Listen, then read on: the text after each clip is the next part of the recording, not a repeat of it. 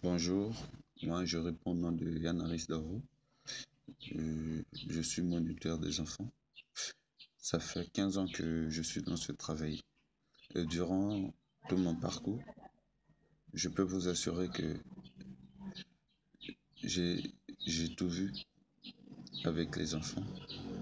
Mais mon plus grand combat a toujours été dans l'église, c'est-à-dire les responsables de l'église eux-mêmes, certains fidèles, des diacres, des diaconesses, tout ce combat. En bref, ce que je voudrais vous faire comprendre d'abord est que ce ne sont pas les païens qui ont tué Christ, mais c'est les hommes de Dieu qui ont tué Jésus. C'est des hommes de Dieu, des grands hommes de Dieu.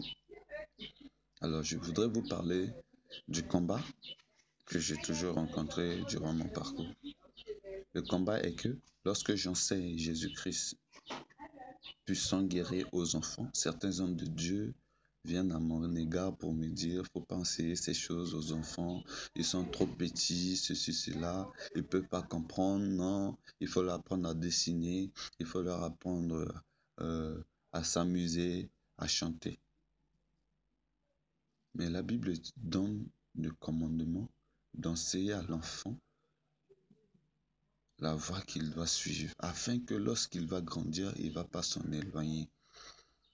Mais lorsqu'on prend son temps pour enseigner à l'enfant à s'amuser, pour lui enseigner rien qu'à chanter, à dessiner, mais en grandissant, il va penser que Dieu n'est que dessin, Dieu n'est que l'amusement, Dieu n'est que chanter. Si l'enfant ne comprend pas ce qu'il fait. Mais pourtant, de nos jours, je dis pas peut-être de nos jours, mais depuis le temps jadis, c'est-à-dire depuis la nuit des temps, les plus grands rois et les plus grandes reines dans le monde de l'occultisme, c'est-à-dire la sorcellerie, la magie, c'est deux enfants.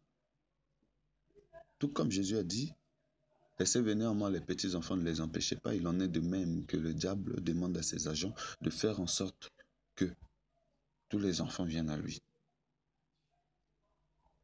Il y a certains fidèles qui viennent se plaindre auprès de leur responsable spirituel pour dire que mon enfant, la sorcellerie, il a avoué, il a dit qu'il a mangé la chair humaine, et telle personne me dit de sauter pendant que ma maman, ma grand-mère dort. J'ai rencontré des parents qui ont donné des témoignages comme ça.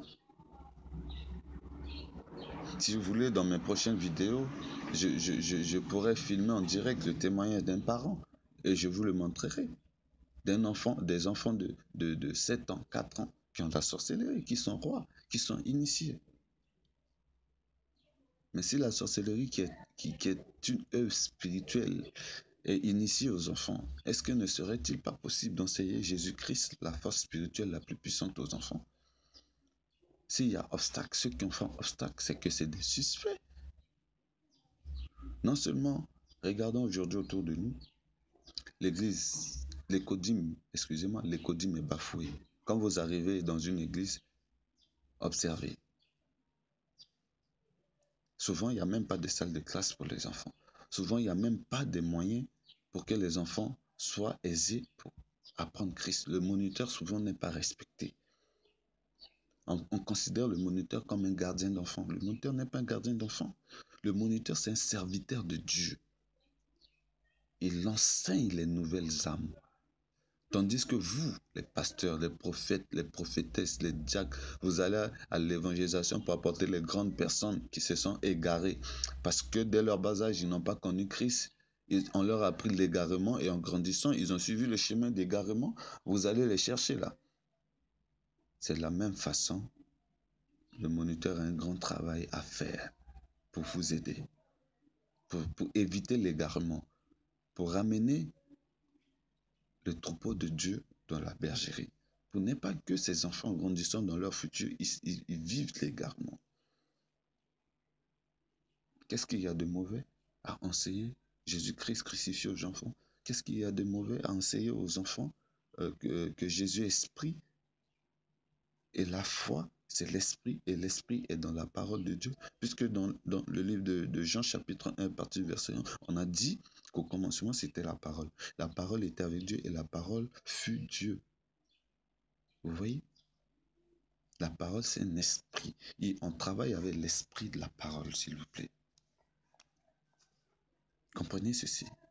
L'identité même véritable de Jésus-Christ, c'est la parole.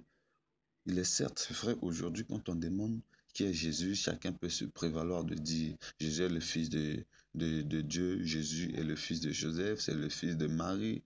C'est vrai, ça c'est la paternité biologique de la chair. Mais la nature même de Jésus, c'est dans Jean chapitre 1 verset 1.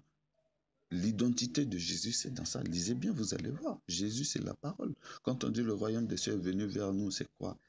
C'est une œuvre spirituelle qui est descendue vers nous pour nous enseigner, pour nous éduquer, pour effondrer toute une base des normes de ces sociétés sataniques, des normes du capitalisme, des normes du marxisme, qui ont éduqué, qui ont recyclé nos cycles et qui ont bombardé nos âmes des mauvaises choses, de la convoitise, du péché, afin de s'établir en nous une doctrine nouvelle qui est du Christ et qu'on intitule le royaume des cieux. C'est toute une idéologie qui est descendue. L'idéologie même. Christ, c'est l'idéologie. L'idéal, c'est Christ. Et c'est cet idéal que les enfants doivent apprendre. Et non apprendre aux enfants à dessiner la barbe de Jésus ou à dessiner son manteau. Non. Est-ce que dans la sorcellerie là-bas, on apprend la sorcellerie aux enfants par des dessins? Je ne comprends pas, dites-moi. Quand on les initie, est-ce que c'est à travers des dessins? Posez-leur des questions. Ils vont vous dire non. Quand je dors à la nuit, j'ai telle tante, j'ai tel voisin qui vient me chercher. Et quand vous demandez, vous allez faire quoi? Dire non, ils me mettent sur un bâton, on vole, on s'en va, on vole sur les eaux et puis on s'en va. Parfois, on frappe l'autre voisin. Parfois, on vient, on prend le sang de ma maman. Parfois, on vient, on fait en sorte que ces affaires ne marchent pas. Ces enfants le confessent. Mais est-ce que c'est à travers des dessins? Pourquoi ne pas toucher du bout de doigt le queue du chat que de le doigter loin à travers le décrit, à travers des dessins? Répondez-moi. Moi, j'ai eu à rencontrer certains problèmes avec des parents qui viennent me dire, quand j'ai demandé aux enfants de faire leur fiche de cure d'âme, de dire ce qu'ils ont l'habitude de faire de mauvais, s'ils ont l'habitude de mentir, n'ont qu'à même mentir. Et chacun écrit. Et puis quand j'ai apporté pour voir le responsable de certaines églises que j'ai eu à fréquenter dans les divers pays que je suis allé, ils disent non, chacun dit que mon enfant ne fait pas ça. Mon enfant ne fait pas ça. Non, je connais mon nom, mon enfant ne ment pas. C'est pitoyable. C'est pitoyable quand j'ai rencontré, j'ai écouté de telles choses. Et ça coupe les ailes. Mais tellement que je suis mis dans la foi, ma foi pour Christ ne s'ébranle pas. Et il faut que ces choses, ça change. Il faut que l'Église développe une structure pour pouvoir enseigner les enfants. Il faut que l'Église puisse faire quelque chose pour pouvoir canaliser les enfants, leur apprendre le Christ, que Christ, c'est l'Esprit. C'est vrai que Dieu siège dans la louange et l'adoration, mais quand tu vas dire il faut chanter pour Dieu, mais qui est ce Dieu? Si on ne leur apprend pas que Dieu c'est la parole que nous lisons dans la Bible, un état d'esprit que nous nous faisons à travers sa parole. Répondez-moi. Soyons sérieux. Jésus-Christ, c'est pas un dessin. Jésus-Christ n'est pas un statut.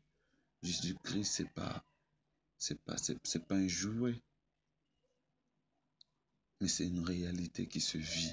Et cette réalité se traduit à travers des expériences vécues dans sa parole. Rien que la parole. Alors il est temps que ces choses changent. Si Jésus a dit laissez venir moi les petits enfants, ne les empêchez pas. Mais le fait de ne pas leur donner des moyens pour apprendre Christ, ça c'est les empêcher. Le fait de ne pas leur donner des tables bancs pour apprendre de s'asseoir, pour écouter ce que dit le moniteur à propos de Jésus-Christ, ça c'est les empêcher.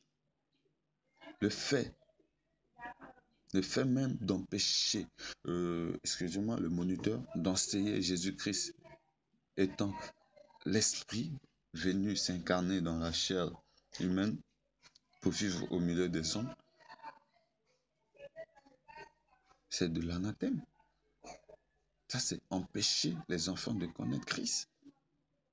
Certains enfants quittent leur maison dont il existe soit des, des hommes forts et des femmes fortes, dont c'est le règne du diable là-bas. Quand ils arrivent à l'église, on leur apprend le règne du Christ. On leur apprend le Jésus-Christ crucifié. Ça fait trembler ces satans qu'ils ont laissés dans leur maison. Ce qui fait, il vient à travers des combats en rentrant dans leurs parents pour venir combattre cette œuvre à l'église, combattre le moniteur. Parfois, il y en a même qui vont jusqu'à parler dans l'oreille du pasteur, ils sont mécontents du travail que fait le moniteur. Et le pasteur se laisse écouter. Je préfère quelqu'un qui me conseille conformément par rapport à la parole de Dieu. Que dit la Bible à propos des enfants? Que dit la Bible sur l'éducation des enfants? Il faut que cela sachons. Soyons sérieux. Nous avons une obligation d'établir le royaume des cieux définitivement sur la terre. Et chacun doit y travailler. Et le moniteur ne fait que faire son travail. Et vous ne pouvez pas l'en empêcher. Je suis désolé. Dans le passé, j'ai eu à quitter des églises par rapport à de tels genres de comportements. Parce qu'on empêche le moniteur de prêcher Jésus-Christ aux enfants, de leur enseigner les choses spirituelles. Le moniteur n'est pas un enseignant de dessin. Le moniteur n'est pas un objet de jouet. Respectez-le. Sachez lui parler. C'est aussi un serviteur de Dieu.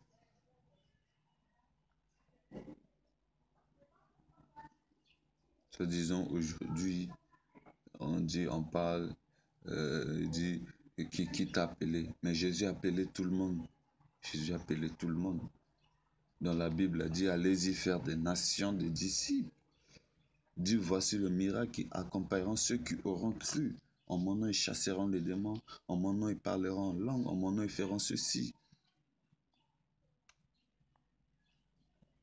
Vous n'allez pas quand même dire que qui t'a consacré la foi? Je suis désolé. La foi, elle s'obtient par l'espérance dans le Fils de Dieu à travers sa parole. Quand nous lisons la parole, nous la réalisons que c'est une vie. Ça, c'est ce qu'on appelle la foi. Aujourd'hui, les gens veulent limiter le travail de Dieu, même dans la maison de Dieu. Soit disant qui t'a consacré, soit disant que ceci, cela. Mais toi-même, qui t'a consacré? Celui qui t'a consacré, qui l'a consacré? Remontons à l'origine. Qui a consacré qui et qui a consacré qui? Répondez. Si on remonte à l'origine, vous verrez que personne n'a consacré personne, mais c'est la parole de Dieu qui consacre. Le fait de l'accepter, de la méditer, de la lire, de marcher conformément à ça. Dieu lui-même, il nous consacre par son esprit. Il descend sur nous à cause du respect que nous donnons à sa parole, à la spiritualité de la vie de son Fils. Et c'est cette vie que nous devrons enseigner à nos enfants. Je ne voudrais pas beaucoup trop parler aujourd'hui, mais j'aime Jésus. J'aime Jésus. Je m'efforce à accomplir toute sa parole dans ma vie. Je l'aime. Et personne ne peut enlever cet amour en moi. C'est la philosophie qui m'a poussé à chercher le Seigneur. Personne n'est venu me prendre la main et dire, viens, on va à Christ. Personne. Je suis né d'une maman catholique et d'un papa témoin de Jéhovah. Mais moi, je suis aujourd'hui protestant évangélique à cause de la philosophie. C'est parce que ce Dieu s'est révélé à moi pendant que moi je le cherchais. Mais pourquoi ne pas faire autant? C'est ce que je ne parviens pas à comprendre. Pourquoi beaucoup de fidèles ne font pas autant? Au lieu de mettre votre foi à travers vos pasteurs, soi-disant c'est lui qui va vous sauver à travers sa prière, mais c'est faux. C'est Jésus qui sauve. C'est sa parole qui nous sauve, le respect de sa parole. Comprenez ceci, s'il vous plaît. Comprenez cela. C'est la parole de Jésus qui sauve. Jésus seul ou rien. Devant Dieu, nous sommes tous pareils. Tu es pasteur ou tu es quoi? Nous sommes tous pareils devant Dieu. Alors, que les suspicions